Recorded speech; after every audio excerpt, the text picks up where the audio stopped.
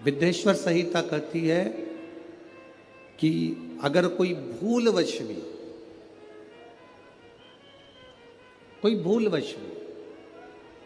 अगर शंकर भगवान की कथा को श्रवण कर कर निकल कर जा रहा है और उसके शरीर से छूकर हवा वायु जो चलती है, उसके शरीर से छूकर जो वायु निकलती है, जो हवा चलती है, चलती हुई हवा यदि उसके शरीर से भी छूकर निकल गई और जितनी जितनी दूर जहाँ जहाँ तक वो हवा जाती है, वो पवन जाती है, वो वायु जाती है, और उस हवा के क्रम में जितने जितने जीव आ जाते हैं, चाहे मनुष्य हो, जलचर हो, थलचर हो, वायुचर हो, जो जीव आ गया, शिव पुराण कहती है उनका दूसरी बार जन्म नहीं होता, वो संसार सागर से मुक्त हो जाता है।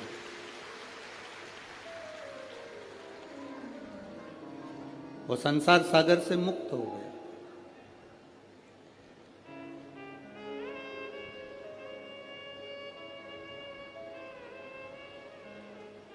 शिव जी के गले में रुद्राक्ष की माला है, शंकर जी के गले में रुद्राक्ष पड़ा हुआ है, मस्तक पर चंद्र है, गले में सर्प है,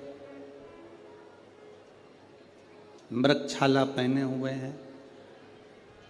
ये मेरे बाबा ने जितना जितना स्वरूप बनाया है, मेरे बाबा जितना जितना श्रृंगार ये करे हैं, ये संपूर्ण जगत के उद्धार के लिए करे।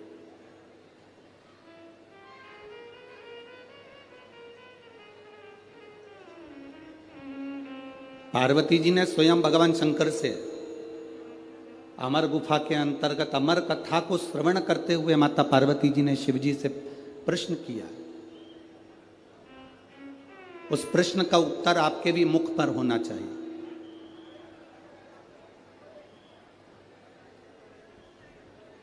उस प्रश्न का उत्तर आपकी भी जिंदगी में होना चाहिए।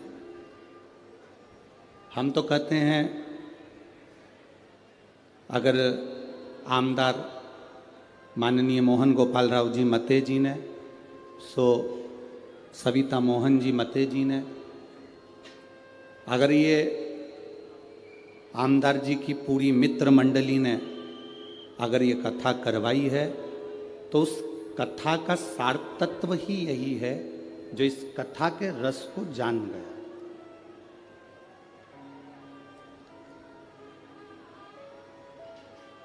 आज कथा के मंडप में माननीय सांसद महोदय कृपाल जी तुमाने जी भी विराजे हैं। शिव कथा कह रही है। एक प्रश्न माता पार्वती जी ने भगवान शंकर से कहा, अमरनाथ की गुफा में हम प्रवेश करें ना करें, अमरनाथ जी का दर्शन करने हम पहुँचे ना पहुँचे, अमरनाथ जी का हमने कभी दर्शन किया ना किया, हम कभी अमरनाथ दर्शन के लिए पहुँचे ना पहुँचे, पर ये प्रश्न और इसका उत्तर आपके भीतर होना चाहिए। ये प्रश्न भी हो और इसका उत्तर भी। पार्वती जी ने शिव जी से प्रश्न किया, बाबा, प्रभु, स्वामी, आपके शरीर पर जो वस्तु आपने धारण करी है, मैं 5 वस्तुओं को, पार्वती जी कहती हैं, आपसे पूछना चाहती हूं। केवल 5 वस्तु का मैं महत्व जानना चाहती हूं। एक, आपके गले में पड़ा हुआ रुद्राक्ष, दूसरा गले में पड़ा हुआ सांप, तीसरा मस्तक पे लगा हुआ चंद्र, चौथा मस्तक पे रखी हुई गंगा, और 5वां कंठ में पड़ा हुआ विष। ये 5 चीजें जो आपके पास में विराजमान है, ये 5 चीजें जो आपके पास में हैं, आपके पास में विराजमान है, इन 5 चीजों का दर्शन यदि संसार के मनुष्य को हो जाए, तो मैं ये जानना चाहती हूं कि वो संसार का मनुष्य किस लोक में जाता है। किस स्थान पर जाता। बाबा देव अधिदेव महादेव जो माता पार्वती जी को कथा सुनाने के लिए विराजमान थे, अमर कथा जो कह रहे हैं, पार्वती जी को जो ज्ञान उपदेश दे रहे हैं, माता पार्वती जी को जो ज्ञान उपदेश प्रदान कर रहे हैं, वो भगवान शंकर पार्वती जी से कहते हैं, पार्वती तू 5 दर्शन को भूल जा। गंगा का दर्शन हुआ कि नहीं हुआ उससे मतलब नहीं, चंद्र का दर्शन हुआ कि नहीं हुआ उससे मतलब नहीं, कंठ में भरे हुए विष का दर्शन हुआ कि नहीं हुआ उसका मतलब नहीं, सर्प गले में पड़ा है उसका दर्शन हुआ कि नहीं हुआ उसका मतलब नहीं। पार्वती अगर संसार का मनुष्य मेरे गले में पड़े हुए रुद्राक्ष को अगर अपने कंठ में धारण भी कर लेता है या उसका स्पर्श भी कर लेता है तो फिर पुनः उसका जन्म नहीं होता, वो कैलाश धाम का अधिपति बन जाता। एक रुद्राक्ष का मन का, एक रुद्राक्ष का मन का, ये मनुष्य के जीवन को सुख प्रदान कर देता।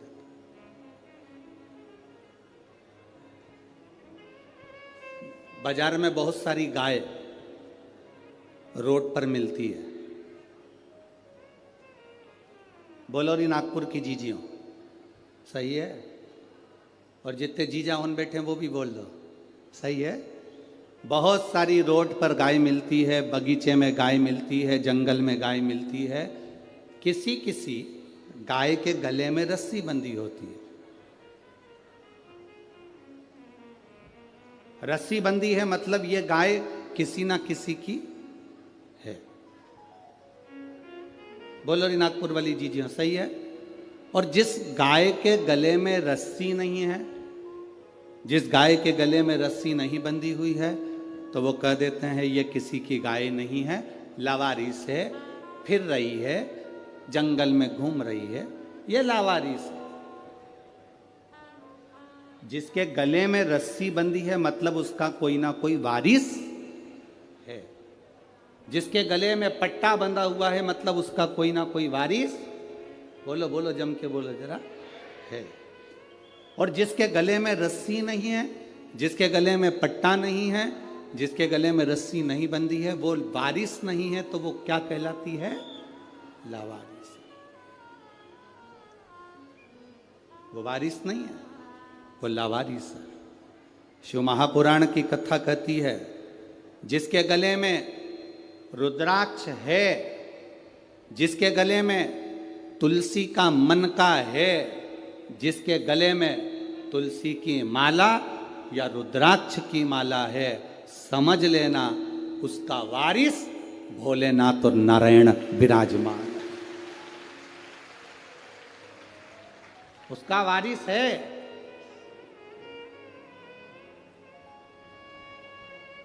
आप सोने के कितने भी आभूषण पहन लो, चेने पहन लो, कितना सुंदर आभूषण धारण कर लीजिए, कितने भी हीरे के हार पहन लो, वारिस नहीं कहलाएगा। पर एक गले में अगर रुद्राक्ष का मन का, कोई ने एक पत्र लिखा था कल की कथा में, क्या रुद्राक्ष स्त्री धारण कर सकती है? क्यों नहीं? कोई ऐसी पुराण लाकर बता दो जिस पुराण में लिखा है कि नारी रुद्राक्ष नहीं पहन सकती।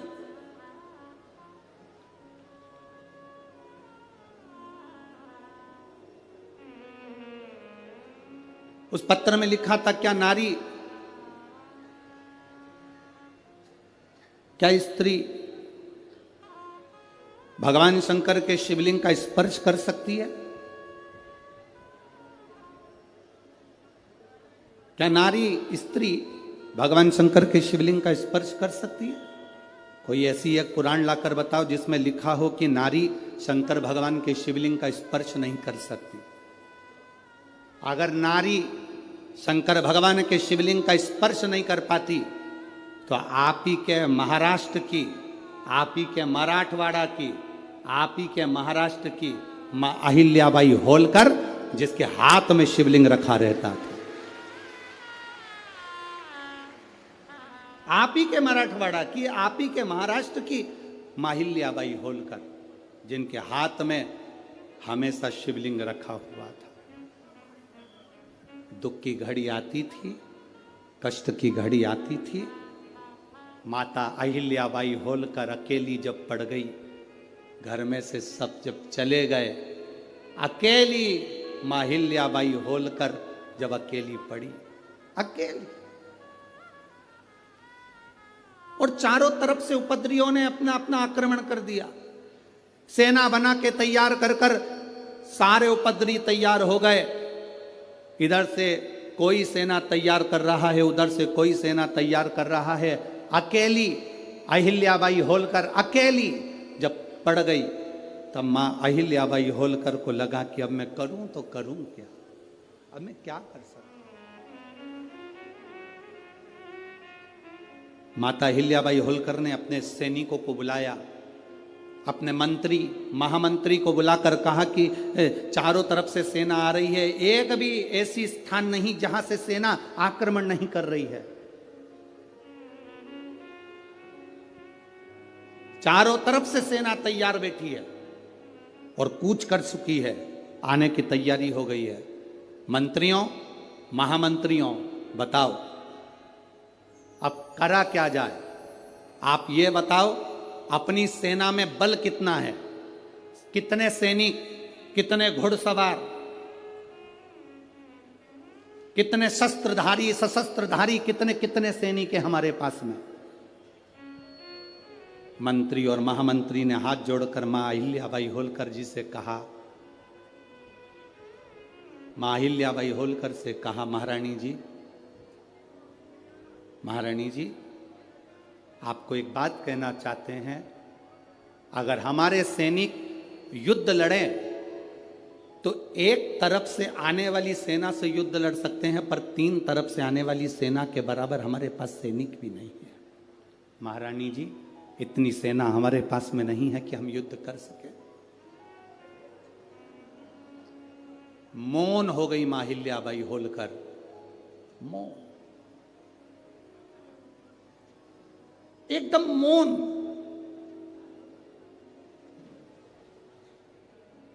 मां अहिल्याबाई होलकर एकदम मौन हो गई।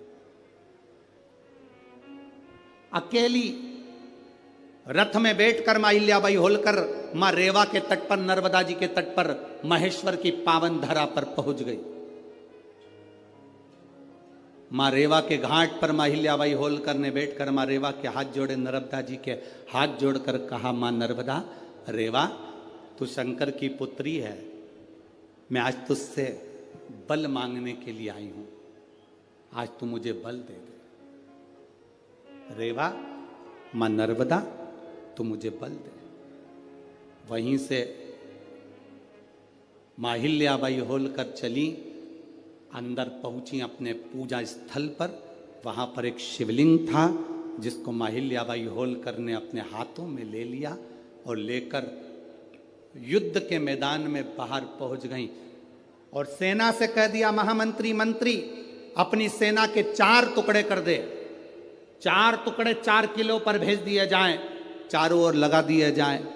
मंत्री महामंत्री हाथ जोड़कर बोले, महारानी जी, इतनी बड़ी सेना नहीं है, अगर हम गिनकर भी लगाएंगे तो थोड़े थोड़े चारों तरफ हो पाएंगे, ये तो 1 मिनट में उधर की सेना वाले हमारे सैनिकों को मार देंगे।